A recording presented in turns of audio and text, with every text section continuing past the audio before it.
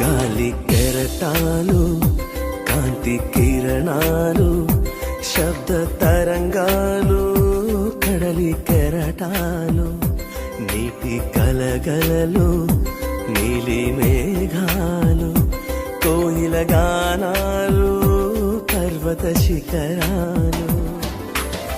పరిశుద్ధుడు పరిశుద్ధుడు అని గాన ప్రతి గానాలు చేయుచున్నది దేవదూత గణాలు.